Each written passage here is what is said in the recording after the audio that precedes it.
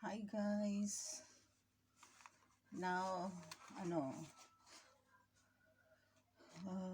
magbubukas ako ng lesson. Multi-function tripod by Kenzie. Ito yun siya guys. Ayan siya guys. Ayan siya. Pwede siyang gawin na ganyan.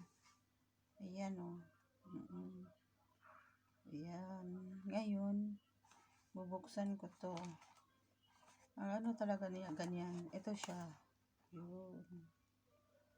360 panoramic head. Yun. Ayan guys. So, ayan. Multi-function tripod. Ayan siya. So, bubuksan ko to. Ayan.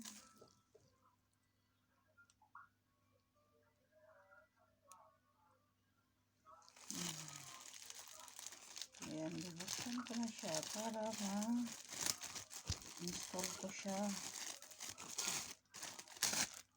Ayan. Ang ganda guys, di ba? Ayan o.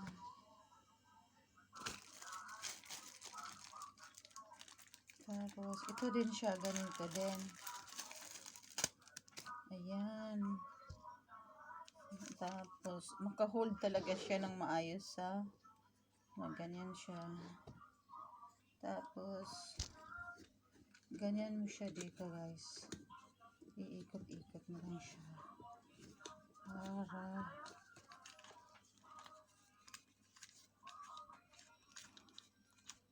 madali lang siya i-install guys. Ayan.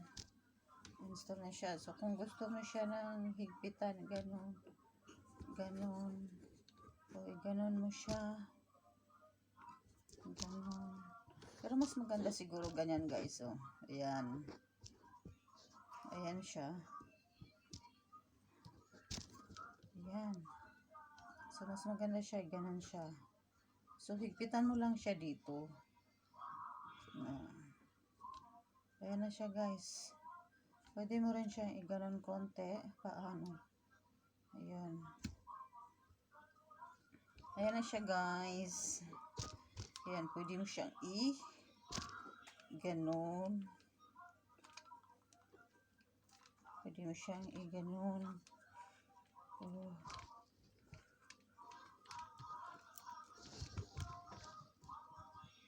Ayan guys.